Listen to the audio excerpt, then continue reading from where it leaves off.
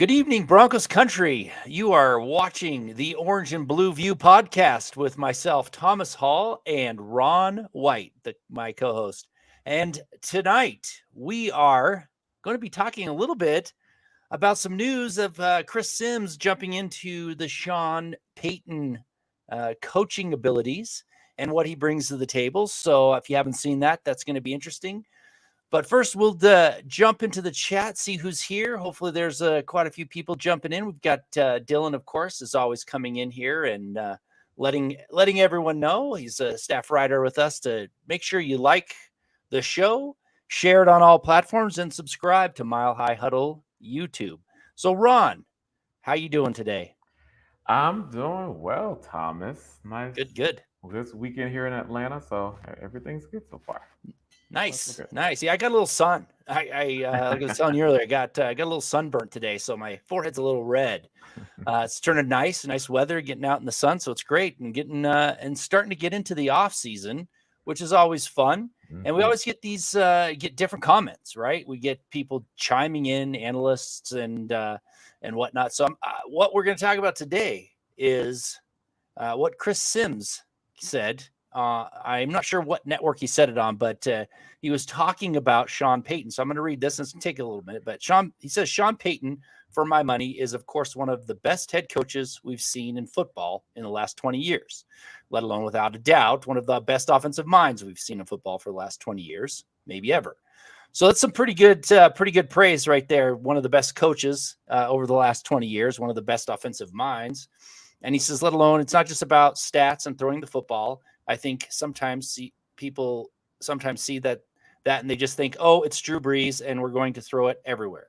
No way. They're one of the most physical football teams you could see in the last decade in the New Orleans Saints. They've got big people stopping the run, the huge offensive line they had there. And he says, I'm really excited that it's a match made in heaven. And I really think he's a perfect guy for not only the Broncos, but Russell Wilson too. So, I mean, that's pretty high praise for Sean Payton, right? Obviously. So what are your initial thoughts when you hear that? Yeah, so it is pretty high praise for Sean Payton. And to a degree, Chris Sims does bring up some great points in the fact that we saw what Sean Payton did with the New Orleans Saints as far as the offensive line. A lot of the work was done in the trenches, right? So big men up front on the offensive line and the defensive line. And everything wasn't done through this air raid offense. Obviously, we did see Drew Brees step back, throw the ball with accuracy. Those plays were baked into the scheme, but we also saw a nice balanced attack with this running game, right? So we did see Alvin Kamara, Mark Ingram, right, run through those holes within the offense, making sure that the running game is solid. So I would say to a degree, Chris Sims is somewhat correct in what he's saying. But what we have to see here is, granted, there may be similarities between Russell Wilson and Drew Brees, but they're also very different. Absolutely. And we don't know if we can, quote unquote, fix Russell Wilson. Yeah. And I think that's kind of where the big question lies, Thomas, of where is Russ? And I know, which we'll probably get to here in a bit, Chris Sims does allude to that there may be opportunities for Sean Payton to, let Russell look at some of his past plays to see where he was successful, right? See some of these plays that kind of cater to Russell's strengths, and that can maybe be a benefit to this offense and to this team. But we just don't know because although they're similar, very different styles of quarterback, we just don't know if the fixing of Russell Wilson will come to fruition with Sean Payton coming into play.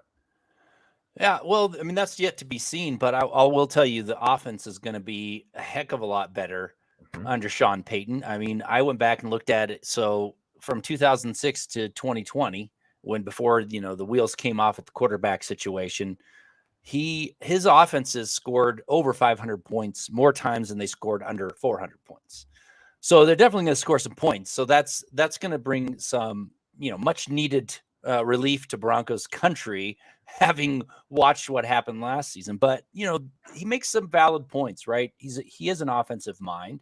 He saw what Drew Brees did well, and he got the best out of Drew Brees, and that's important. So, like you said, it's not going to be the same thing with Russell Wilson, but I guess that's the point. He's an offensive mind, so he's going to be able to fit an offense around Russell Wilson, and part of that has to do with having a better running game and having a more balanced, even passing game, so to speak, not just trying to go deep every chance they can get, throwing a lot of stuff out of the backfield to running backs. So I think it's important that the Broncos explore some pass catching running backs and get some tight ends, maybe some dual tight end sets going to be happening with Sean Payton. I mean, we don't know what he's going to do.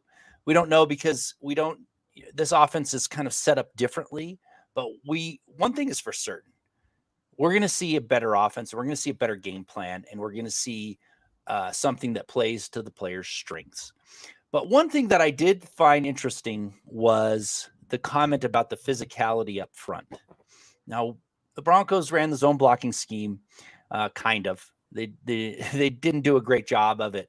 But one thing that Sims was talking about is having bigger people up front. And I went back and I looked at all of the starting offensive linemen, the majority of the starters through most of the season, the last 10 years, so to speak. And they averaged almost 315 pounds. They only had one guy that played for a little while that was under 300. And he didn't last very long, but most of them were big boys. And that's right. I mean, I know Armstead was close to 300 and there was a couple other starters, but and then you compare that to the offensive line for the Broncos last year, and it's much smaller. I mean, it averages under 310 pounds. A couple of them were 300 pounders. So I think that's true. I think they're going to run more of a power scheme. And I think that fits Miners better for sure. And then we'll see who they bring in to also fit that power scheme, because I don't think Reisner is a real big fit for that. But we got Cushenberry, maybe a better fit for that offensive line. Is a little bit bigger, a little bit more of a power scheme. I think he was kind of out of his element last year. Yeah, and that's a good point on Miners. I think this will definitely fit Miners for sure. Cushenberry is yet to be seen. Of course, we know that Cushenberry has the size, right, for that power gap scheme, but it's I'm looking at the tape from last season, and I just don't know if even with the size, Thomas, that Cushenberry can stand that point of attack. I just still have my reservations with Cushenberry. Now, there could be some guys, as we've talked in past podcasts, that could be brought in free agency that definitely fit that 300-pound threshold, that could definitely help within the trenches. Those big guys that can help up front. So again, it's yet to remain seen, but let's see what they do in free agency and in the draft. Because as we talked about, the biggest need, of course, the offensive line can be upgraded on different levels, different positions. But this right tackle for sure has to get addressed. And Absolutely. Getting that person, again, I don't care if they get someone free agency, pay them a boatload of money. We have to get that right tackle position solved. And getting someone of the size that fits that power gap scheme would pay huge dividends for this Broncos offensive line. Absolutely. Yeah. And so we got a couple people jumping in here to say good evening. So we've got Phil McLaughlin coming in with Facebook stars. I really appreciate you jumping in here, Phil. Thank you for the support. Phil saying good evening, Thomas, Ron, and Deacon Scott, who's in the background, making sure that we see all the comments that need to be seen. He says, what are the chances we could pick up Jawan Taylor, and what would it cost? Go Broncos, Mile High Huddle for life. So thank you, Phil. I appreciate that. I'm going to let you start off, Ron, because I've definitely talked a lot about Jawan Taylor. What are your thoughts on his potential of coming to the Broncos and whether you want him or not? Oh, yes. So Jawan Taylor is definitely near the top of my list. I feel as though that should be someone that the Broncos should target in free agency. What he was able to do with the Jacksonville Jaguars on the offensive line has been great for them. Coming in and helping stabilize this tackle position for Denver would be great. He's he does meet that criteria as far as the weight and fitting into this power gap scheme. I can see him coming in and thriving very well under this Broncos offensive line coach. Um, but I know as far as the money's concerned, yeah, I know that's a big issue. But again, for that position, protecting the quarterback's right blind side, that's been missing for years for Denver. And a person like Jawan Taylor coming in to help solidify this would be great. So, Phil, he is right near the top of my list with a few others. If the Broncos can target him, that'll be a great ad. Yeah, and I've been on the Juwan Taylor bandwagon, so to speak, or at least on the train to get him here for a long time. The Broncos, I've said it many times, Broncos have to solve their right tackle position. They ever since they moved Orlando Franklin to guard, they've been looking for one. And Juwan Taylor is one of those players who's young. He's coming into his prime, and he's improved. It's not Mm-hmm. like when you look back at some of these other picks like Donald Stevenson or that they took a swing at and it wasn't very good. Menelik Watson, those were players who didn't start often. They started when they had to. They were often injured. Juwan Taylor has been a solid player. He's been there to play all the time, and he's improved. He's gotten better. So that to me tells me his projection is on the upswing. So I think he should be their number one target in free agency for the offensive line. I don't know if they're going to be able to get him. I mean, I think the Jacksonville Jaguars probably see the value in him. They drafted him. He's improved. I think it's going to be a tough to get, but if you can get him for 14, 15 million, which is probably what he's going to go for, I think you do it. Don't worry about giving him a bit of a long-term deal. Like I said, he's right now entering his prime, right? He's still young. You could give him a 5-year contract, which I don't know if they will, but you could and still feel pretty safe about it. Most likely they'll probably give him a 4-year contract, something like that. But I think you go after him. But I don't know if Jacksonville's going to let him walk, which it'd be kind of a surprise if they did. But we can, we're looking from the outside, looking in, saying he's coming up, unrestricted free agent. He's available. I'd take him in a heartbeat, and I wouldn't worry about giving him too much money because I wouldn't shy away from. He's a different player than the other swings that they took in free agency and missed big. Juwan James was, is a different player. He didn't seem like he really wanted to play the game. He got his big payday, and that was it. I just don't see Taylor as that same type of player. So yes, Phil, I think the Broncos should go after him, and that should be their number one priority in free agency. Yes, agreed, Thomas. And we've seen what Jawan Taylor has done with the Jacksonville Jaguars offensive line, and that upside. You're right. He's in my mind. He's still entering his prime. Coming in and helping out with this offensive line just would be tremendous.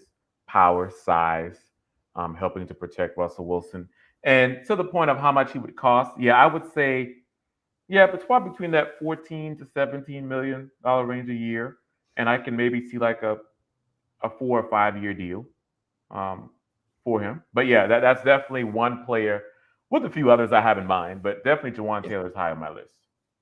Yeah, I mean, and that's the thing. Everybody's talking about fixing the offensive line for the Broncos, and who's going to fit and who isn't. And that's why I keep talking about Cushenberry, because he might be a better fit than he was last year. I always liked Cushenberry coming out of college. Thought he was a steal in the 3rd round, and he didn't really pan out. But that had a lot to do with he was a rookie, and then he kind of was in a miscast, so to speak. So he might may not have to worry about center, but I think you go after Juwan Taylor, and then you find somebody that can. If you want a new center, you find someone that can step in for a year until you can find that young person coming up, and then you also have to fix the guard. 'Cause I don't think Reisner is going to be around. I think he's gone. I don't think maybe he'll try and take a hometown discount, so to speak. I don't know. Maybe they'll keep him around, but it doesn't seem. It seems like all the talks is leading to him going down the road and signing with some other team. Yes, for sure, agreed. And Divine's Breaks comes in here. Thank you, Divine Breaks from Twitch here. Said we need to lock down the offensive line, put the money where it is needed most. No O line, no offense, period. And I agree 100%. Divine's Breaks. It's really that simple of the trenches, specifically on the offensive side, the offensive line has to be nailed down first. All these positions, again, we can stand to use an upgrade in most of these offensive line positions. And the Broncos need to definitely look at targeting free agency, the draft, right? Even for some developmental talent in the draft, to kind of help with this offensive line, and get it more stabilized. But yeah, I definitely agree 100%. And of course, the offense will thrive, right? You will see a lot of these, uh, the running game take shape. You'll see Russell Wilson step back and go back to this old Russ. And part of that would be because the offensive line has been solidified. So you're preaching to the choir here, Divine Briggs. I agree. It's offensive line or bust. We have to get that fixed because it's just a glaring need. And everyone's seen it for the past few years. It has to get fixed. And we have faith with Sean Payton coming in, it'll definitely get resolved. Well, and Sean Payton's had some great lines, in my opinion. I mean, he's had some great players on the line. I thought, Carl Nix, he had him for a while. He had, Ramchick is a great choice. Yep. Shari Evans, Mm-hmm. probably going to end up in the Hall of Fame at some point in with his track record in the NFL. Armstead, they've had some great players come through New Orleans. So I think he has an eye for that talent, and I think he's gonna go into the draft, and they're gonna try and get a couple. I don't think Wattenberg's gonna stick around. I think he's a little bit light. He might, but he didn't seem like he was one of those players that looked like he would be good for the future. So I think they're gonna have to get some young folks in to fill out the rotation. So maybe some later round picks, but I think they're going to have to spend money and draft picks on it to get it fixed. That's all there is to it. So, yep. Agreed. Yeah, and let's just jump back into to what Chris Sims said. I'm going to read a little bit more. He dives into Russell Wilson, right? Everybody is thinking, what's going to happen with Russell Wilson? And if you haven't seen it, go look. I wrote something about a bounce back season based on the historical, quarterbacks and how they almost a lot of the great ones have had a down season and bounce back. So I'm not really worried about him bouncing back, but it is on everybody's mind. And so when he talks about Russell Wilson and what Sean Payton can do for him, I'll read his quote. It says, "I think the big thing is, and this gets lost in the shuffle with great athletes and players sometimes, is kind of rebuilding the confidence. You got to start there. Superstar athletes are not different than people like you and me, where they can get down on themselves. Part of the reason a lot of them are good because they are very self-critical. So then you get piled on by everybody else and you start to doubt yourself a little, which we've seen. I mean, they were piling on Russell Wilson the whole time. As soon as they realized he wasn't winning and wasn't playing that great, it was an onslaught. And then he goes on to say, I think he's got kind of rebuild the machine of him and show him some old highlights of himself. So Sean Payton is going to, go bring him back to where he was. And then, look, you used to do this. Hey, you're Drew Brees in this offense. Look what you did. You can do that. And he'll start to sell his plays and his system and thought process and rebuild that way. And I think he also goes on to say, I think he'll find the right mix of what Russ does and build around that, and also not put too much on his shoulders and realize it's a team game and there are other ways to attack defenses. And then he finally goes to say, it doesn't always have to be you, Russell, making a magical football play.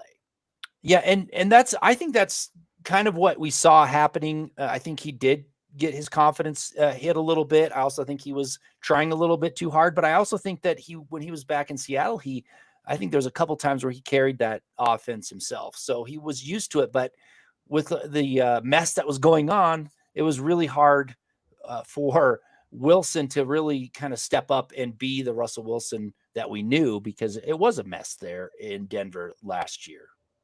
Yeah, agreed. And Simmons brings up a good point, at least from the start of that quote, Thomas, of the first thing or the first order of business is to rebuild his confidence.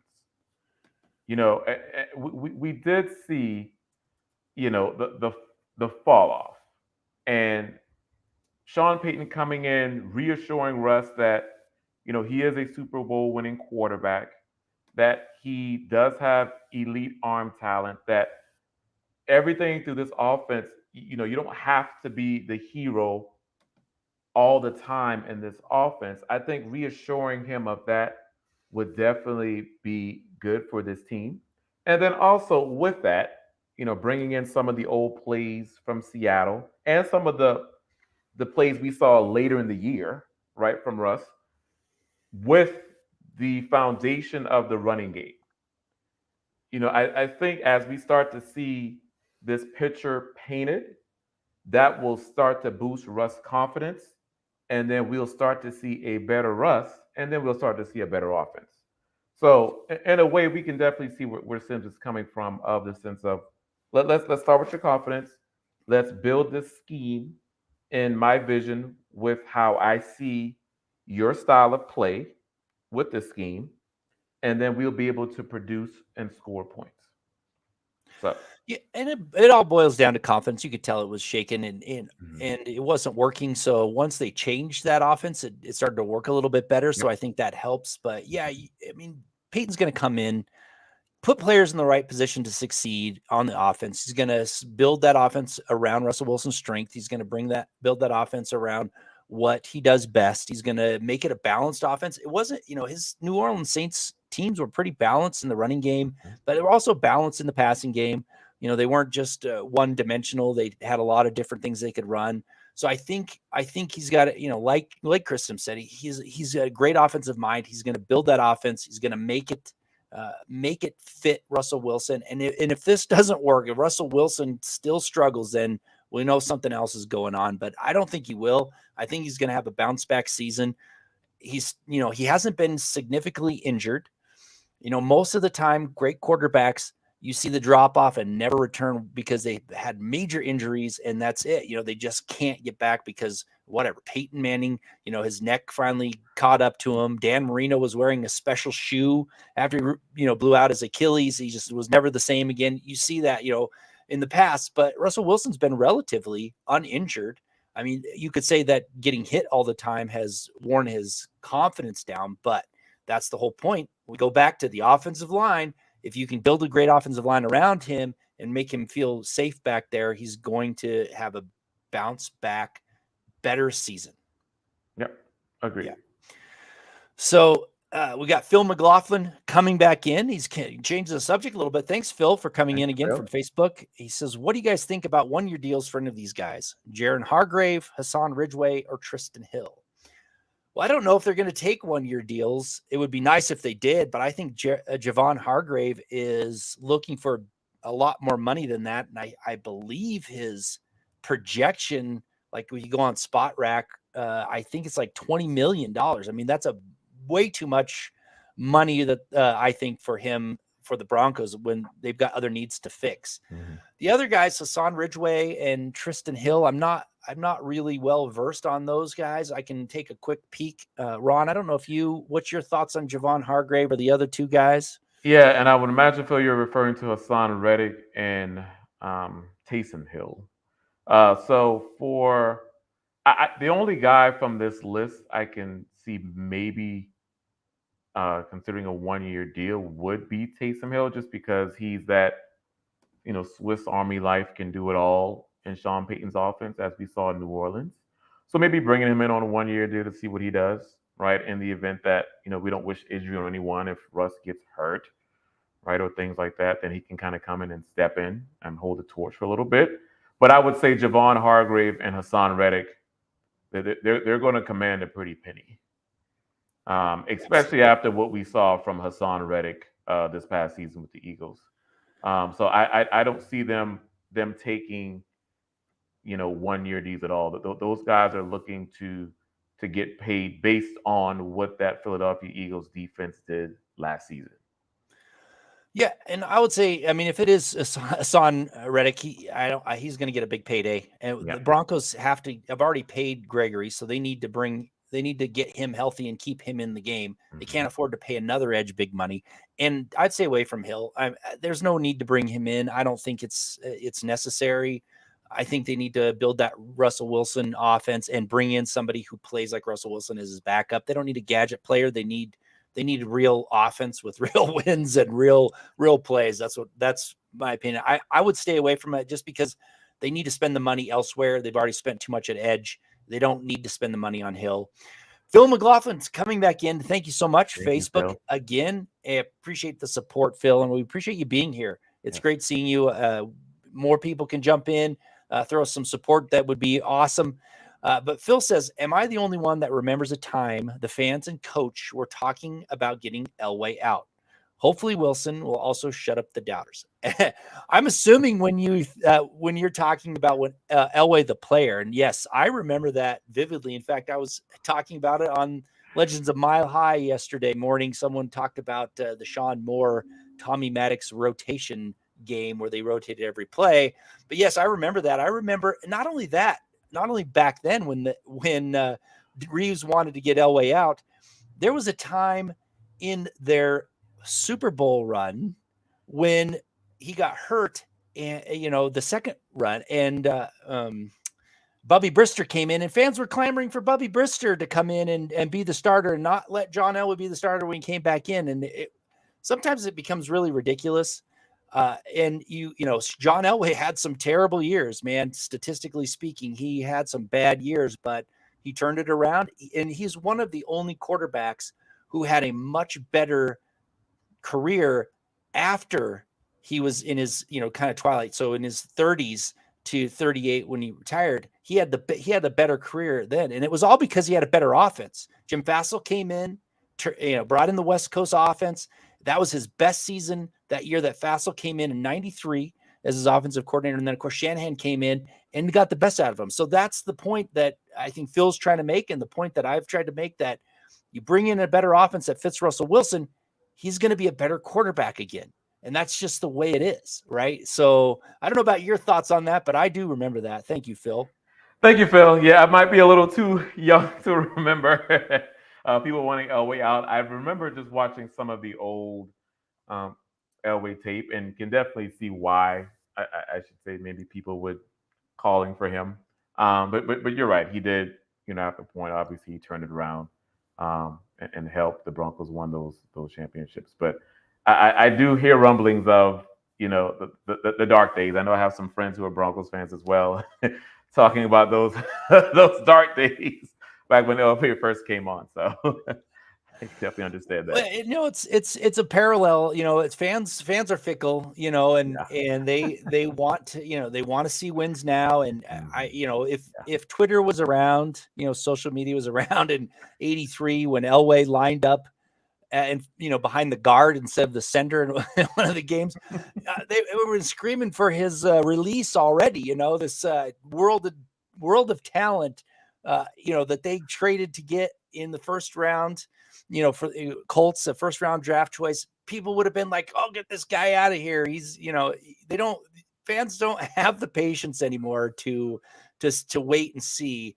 And I'm going to wait and see. Obviously, I was a little too excited last year for what was to come, and it didn't work out. But with, going back to what we're talking about with Sean Payton coming in, you're going to see a different offense and you're going to see a different team. I mean, we saw the Broncos last year committing penalty after penalty to the point where it was, costing them serious yards, right? They were on track to have the most penalties in a season there for a while of anybody. And that's not going to happen. So that's going to be different. My one hope is that Vance Joseph can create turnovers. He has to do it. Give the offense a few more chances. You're going to see him put up points. And that's what they really need, right? Is they need a few more chances. They need a better offense. And I'm a believer that had the Broncos defense last season were able to get some of those bounces early on, in the Seattle game for one, where they, Gregory and I think another player knocked the ball out of the quarterback's hands and it bounced right to an offensive lineman. Had that not happened, they probably would have won that. It would have started out with 3-0, right? And things may have changed. Obviously, the injuries really dropped them down, but they need to give the defense needs to be more opportunistic for this Sean Payton offense. And they can be, because they're going to score more. Yeah, and competency, right, Thomas? I think having Sean Payton here will definitely help Vance Joseph, and they'll be able to go into the room and look at offensive, defensive schemes, be able to create those matchups on both sides of the ball. I feel as though that's one thing that Cliff Kingsbury probably didn't even do with Vance Joseph at the time in Arizona. So, and of course, he also has the players. Vance Joseph on the defensive side of the ball. Not a knock on the Cardinals' defensive players. I think they're good in their own right, but these players on the Denver Broncos on the defensive side are far more talented than what they have on Arizona. So coming in to kind of help create those defensive matchups with Sean Payton's expertise, I think will also bode well for Vance Joseph in creating those different looks on that side of the ball. Because you're right, that's one thing about Vance Joseph's defense that concerns me a bit is generating that pressure up front. Right? How are we going to get that pressure to do the strip sacks and get the interceptions? Right? Just disrupt the quarterback. So that's what we need to emphasize on this defense for sure. Yeah, and well, if they can keep Gregory healthy, that will be a start. If you keep Browning was injured as well. If they can keep him healthy and they can get, Benito in situations where he can pass rush, I think they could probably generate that. But that's a big if, and I do think that the biggest coaching hire, the most kind of one coaching hire that's going to make the most impact in a positive way is all the stuff they did with the strength and conditioning, bringing in that I can't remember his name, the guru there that they brought in to help with the injuries.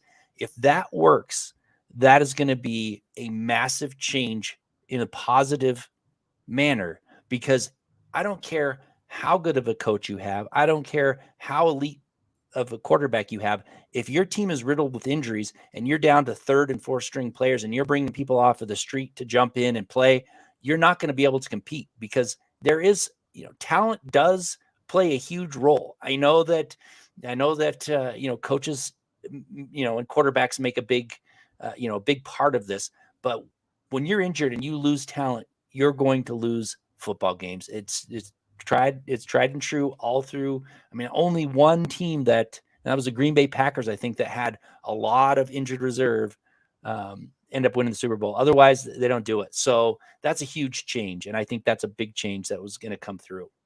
Yep. We have David Yonkin coming in, and let me know if I pronounced your name wrong. Thank you, David. We appreciate your comment. He asks, what do you guys think about the 49ers kicker testing free agency? So I'll pass this one over to Thomas first, and then I'll go. Yeah, well, I mean, obviously, Brandon McManus, he needs to improve, or they need to be more confident in him. He's the last remnants of the Super Bowl 50. So it's kind of weird to see that he might be gone from the team, but he didn't perform very well. So I think the Broncos may look around. And I'm assuming you're talking about Robbie Gould, right? Yes. You're talking about Robbie Gould on the 49ers. Mm-hmm. He's been around for a long time. He's been around for a really long time. He's a very reliable kicker. And he was pretty reliable for the 49ers last season. So, I mean, I don't know if they want to take a chance on someone who's been around for, I think he's almost 20 years now. He's been around forever. I don't know if they're going to do that when they have a chance. They can bring in somebody younger and try and hopefully, hit on a young kicker. But I wouldn't want to spend my money on kickers, even if, I mean, he's reliable. Don't get me wrong. I like Robbie Gould, but I just don't think that the Broncos should go out and spend the money on a kicker when they should look for somebody in the draft. They could draft a late round guy, and that's where you find draft a late round kicker and see what he can do, and have him do the kicking duties. And if he doesn't perform, there's kickers that are out there that you can bring in that can perform reliably enough. You don't want to count on a kicker that's coming in off the street, but yeah, I don't know. I'm a fan of Robbie Gould, but it seems like they need to go with a little more youth movement. I don't know about you, Ron. Yeah, I think that's where we disagree a bit. So I wouldn't mind Robbie Gould coming in 1 year, 2 year deal, right? Because you're right on Brandon McManus. He's one of the holdovers from Super Bowl 50, but he's just not reliable. Of course, anything within the 30s, 40s range, of course, we can count on him to make.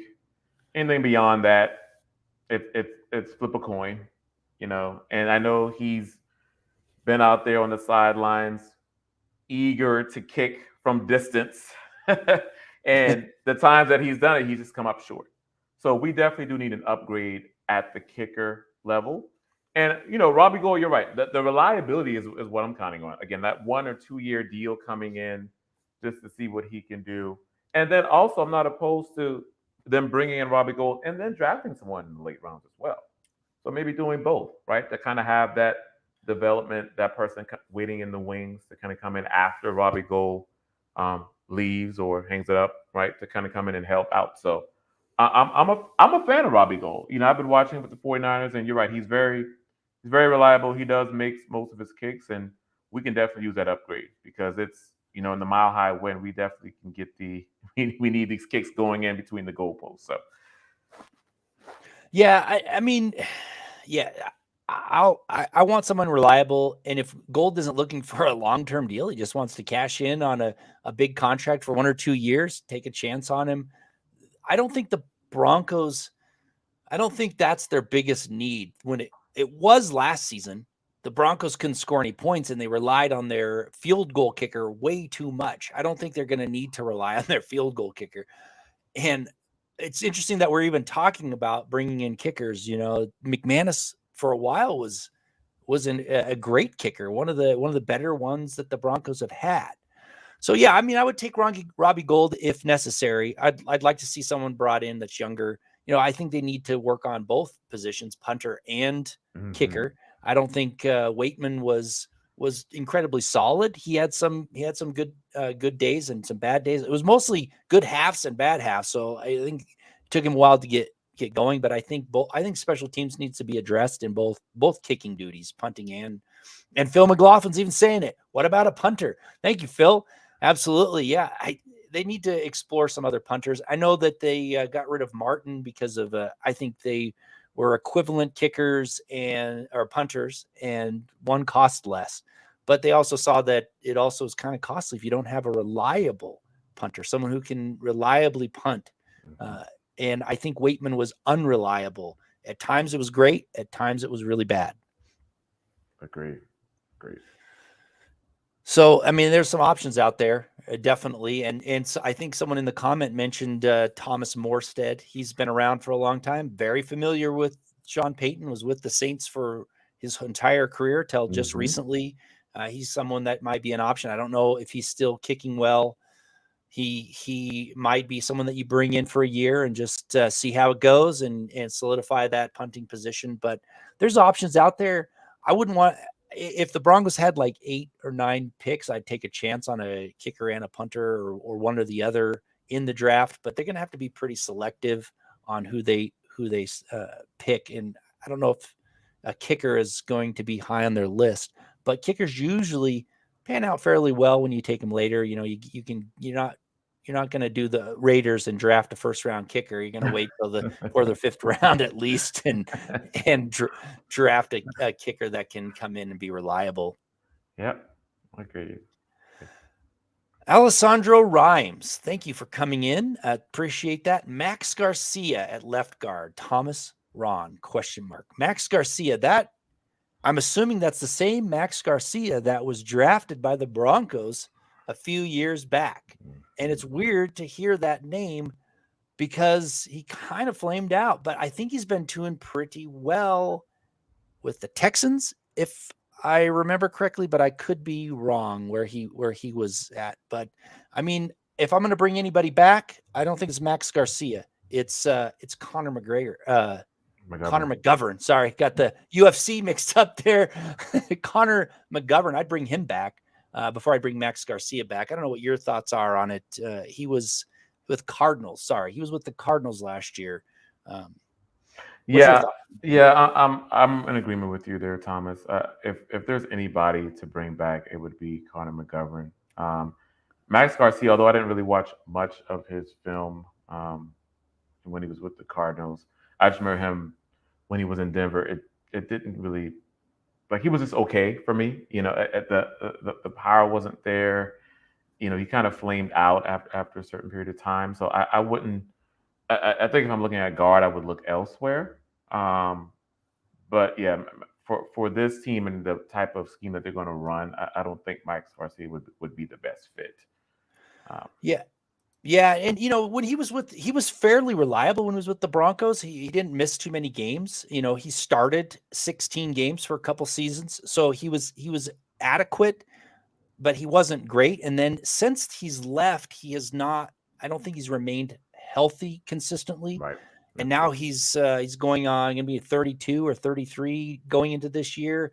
I don't know if I would take a chance on that unless he just wants to come back and maybe play.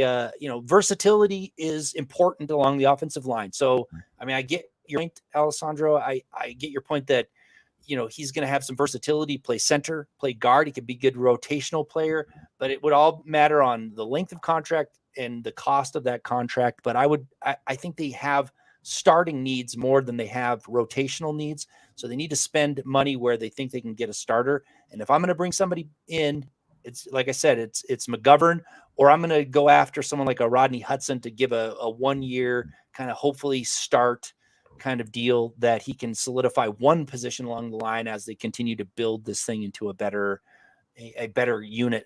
He's just not as reliable anymore. I don't think I mean, he was okay with the Broncos, but he walked for a reason, and he's only been okay since then.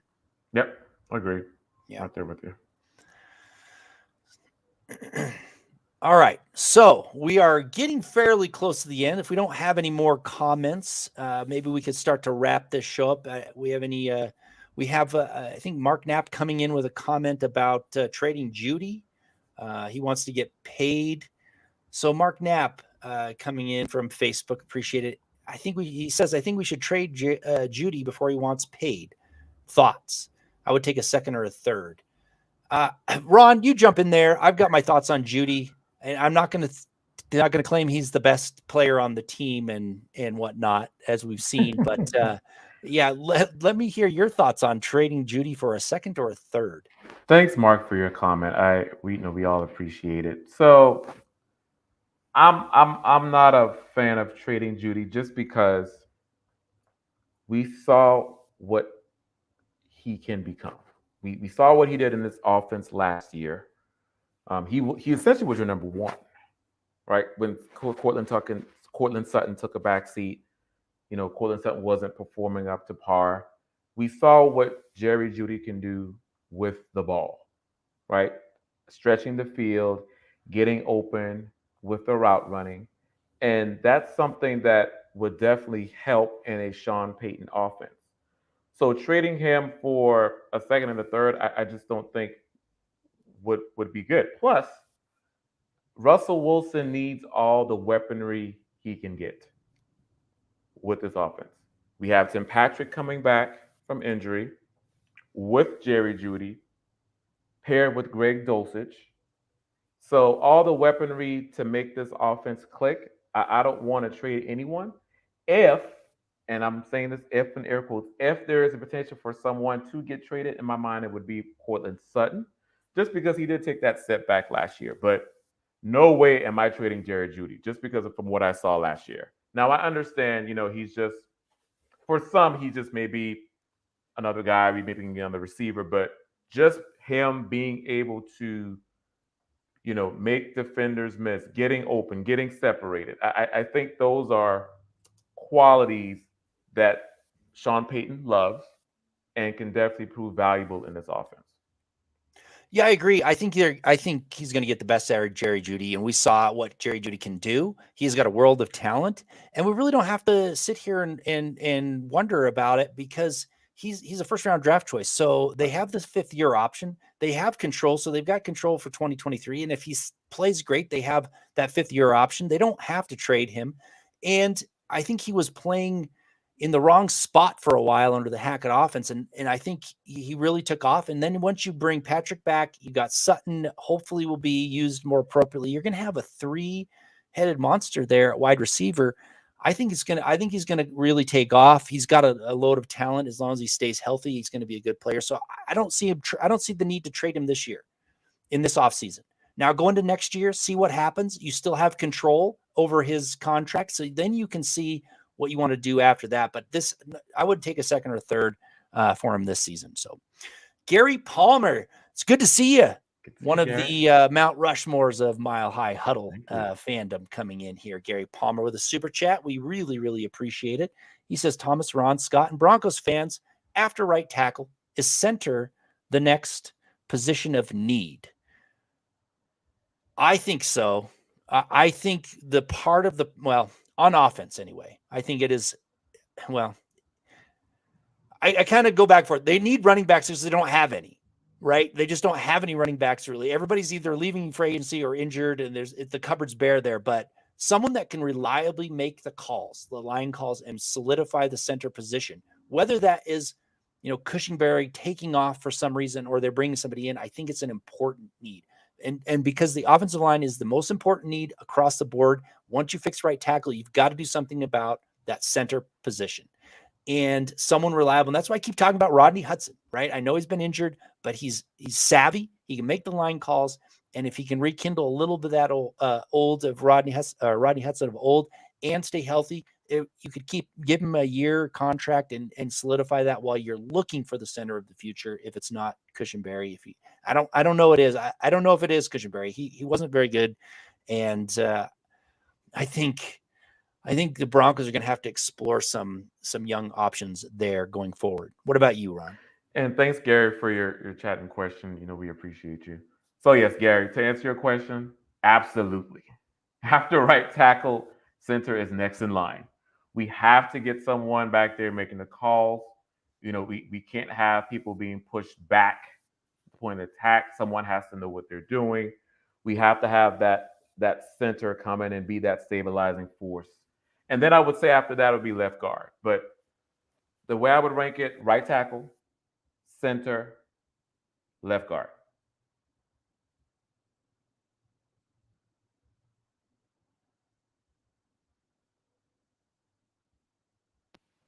Can you hear me, Ron? Because I had a little difficulty with my mic there.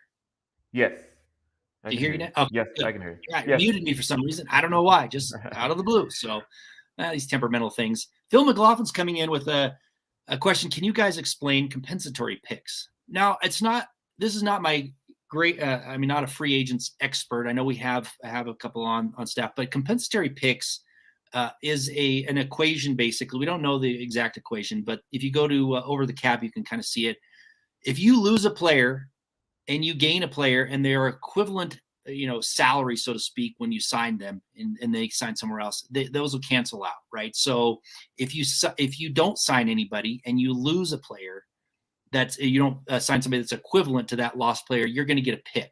Now, where that lands has to do with some sort of formula that they have concocted that I don't think has ever been released, but it has to do with the importance of that player, so to speak, being lost. Like how important was it based on the contract that they signed?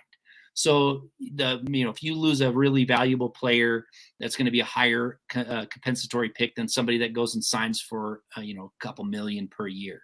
So that's how they kind of work. It just depends on who you sign in free agency and who you lose in free agency. And so if we've seen a couple of years where the Broncos lost 3 players that were pretty valuable and got some fairly decent compensatory picks, but I don't see the Broncos getting a compensatory pick. They're not going to have one this year. And depending on what happens, I think, like we've been talking about, the Broncos have to come in to free agency and be aggressive. I doubt they're going to get another compensatory pick, even though they are going to probably lose Risner and maybe another player or two. So am I off, Ron? I think that's how it pretty much works. Yeah, you're spot on, Thomas. I don't know the formula either. It's based on, I think, some details in the contract and how valuable the player is. There's a formula that the NFL does have worked out to kind of provide teams with that compensatory pick.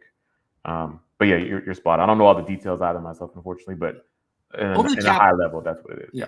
Over the Cap's a great reference for that. They have a compensatory pick calculator, so to speak. Mm-hmm. So they're pretty good. They're pretty good estimates on that each year. So I would refer you to them to kind of see what the compensatory landscape is. Unfortunately, the Chiefs are getting several, and it's a bummer.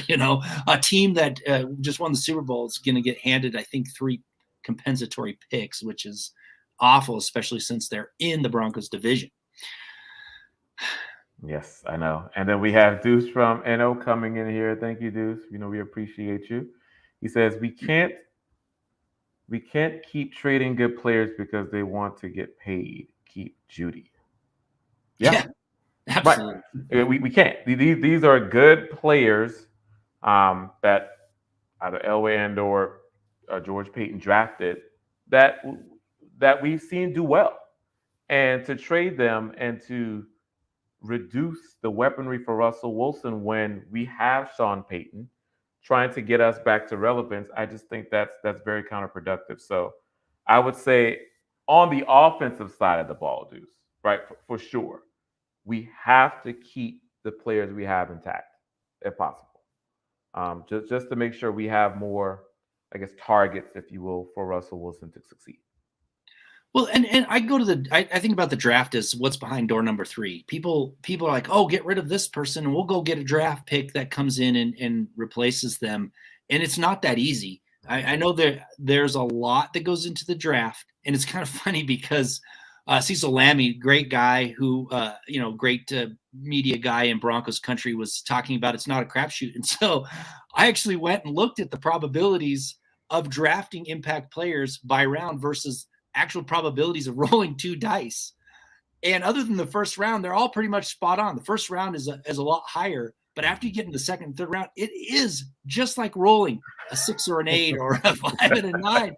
It's crazy how close they were. I tweeted it out. If you want to go check it out, Thomas Hall NFL, you can look at the actual comparison. But yeah, you don't want to trade your star players for the hopes of getting a draft pick because it is hit or miss. And like I said earlier, Judy has another year to see what he can do. And then you have another year of control after that. So don't trade away your elite players. And that's what I didn't. I mean, there's some knocks you can put on George Payton, but I don't like the fact that he's traded away a couple of the elite players, and Von Miller and Bradley Chubb, who can't stay healthy. I mean, I get it. And he wanted a big payday. I understand what it is. But if you keep getting rid of your elite players in hopes of getting other elite players in the draft, you're going to wind up with a team that doesn't have a lot of elite players. Now, I'm of the opinion if you have an elite quarterback, you can get away with letting your players, your at wide receiver, walk and keep drafting wide receivers in the second round because usually you're hitting on those second round wide receivers. But we don't know if Russell Wilson's going to be elite yet. He's got to bounce back. He was. We'll see if he becomes elite going forward. But you don't want to you can let Judy walk. If he wants too much money, let him walk in free agency when it's time. If Russell Wilson's bounced back, bring in another wide receiver, draft a couple and see what happens. But don't trade him away now. You've got Patrick that's coming back from injury. You had an offense that struggled. You need to have those weapons. So yeah, I'm not a big fan of getting rid of great or good players for the chance of getting another player in the draft because, like I said, it doesn't work out. Agreed. Right there with you. And then we will have Phil coming in here. Thank you, Phil. We appreciate all your support here tonight. We appreciate it. He asked, are we going free agency or draft for a backup quarterback? That's a good question. Yeah. I can see the Broncos doing. I can see us see them hitting free agency for a backup. Someone that Sean Payton might be familiar with. That maybe have some skin on the walls. I could see a free agent pickup, and then maybe a later round draft pick, or maybe even someone that goes undrafted. Right? We can maybe pick that up, but I guess my bet would be more of a free agent because we know Brett Rippon. Of course he has the mental, the cerebral, but we definitely need someone better to kind of come in and take that backup spot behind Russell Wilson. Someone that can more so command and has more of a skill set to run the offense. So I can definitely see free agency. What about you, Thomas? I think they can't really afford to try and get a backup QB this offseason in the draft because they don't have enough draft picks. Typically, I'm all for grabbing a draft pick quarterback, see what they can do, develop them, maybe offer them up in trade or have them ready for injury. But with the few draft picks that they have and the needs that they have, I don't know if that's going to happen. I don't think that Sean Payton's had a great track record for drafting quarterbacks, so I don't know what he's going to do. But the Broncos need to bring in a free agent. I think they will bring in a free agent backup quarterback because they tried to do it last year. They brought in Johnson there, Josh Johnson to be the backup, but he wasn't quite good enough. Brett Rippon beat him out, but they wanted somebody that was more Russell Wilson-like. So I guess it really just depends. I think they'll bring in a free agent backup, and then if someone falls to them in the draft that they really like, just happens to be there in one of the rounds, then maybe they'll take a chance at him. I know people have talked about Hooker out of Tennessee because of the injuries. Maybe they're available. So I guess it just depends, but they can't go in. They can't not get somebody in free agency to be the backup and have a plan to go get a quarterback in the draft. It's just not going to work out because you never know who's going to take a quarterback. They can't force one in there. So I think they're going to have to do free agency first and possibly bring in a backup quarterback next. But I think the next year they will. I think in 2024 draft, they're going to bring in a quarterback because and even if Russell Wilson's playing really well, they need to bring somebody in and develop them in hopes that they can even, maybe trade him down the road. If Russell Wilson plays still 40 years old and is really great, I don't think he will, but it's possible. So I think they're going to have to go free agency. Sure. All right. Let's see. Are there any other comments out there that we can grab? If not, we can wrap up the show. We're almost at the top of the hour. So let's just grab Clayton Huron here real quick coming in. He's saying, evening, guys. Had to pop in and show some love. Smash the like button and share. Date night at Olive Garden. Oh, yeah, man. Olive Garden, soup, salad, and breadsticks, man. Go for it. Yes. I appreciate you coming in here.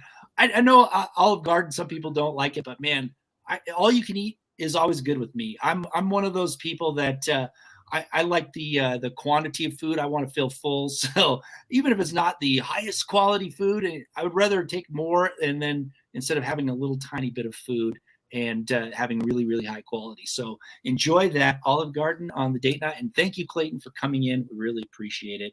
And thank you, Clayton. I appreciate you. And to note on Olive Garden, I'm just a fan of I want to add the cheese there as well. So when they come over with the cheese, I don't want them to stop. But yes, enjoy your night, Clayton. Thank you. Yeah, thanks for coming in. All right, well, we are at the top of the hour. We appreciate everybody coming in. You can follow Ron at Ron White NFL on Twitter. So go check out his stuff when he tweets. You can follow me at Thomas Hall NFL. You can follow Scott at Scout Kennedy at Twitter. And as always, make sure you subscribe to this channel so you can get the alerts when we pop up. I know we've got a lot of shows out there, and some of them sometimes it's hard to see when the times are and when they're going to happen. But if you like this show, make sure you subscribe. We're on every Saturday, and we're going to be coming into free agency now and then the draft. And we're going to have a lot to talk about. So join us. And Ron, any parting thoughts before we go? Looking forward to free agency. And of course, the coaching staff is kind of filled out. So let's see what the Denver Broncos do in this free agency. Hopefully we can fill up some needs here and look toward the draft. All right. Have a great night, Broncos country. And we will see you next Saturday, same time. And thank you for all the support. And thank you for joining in the chat. Thanks, everyone.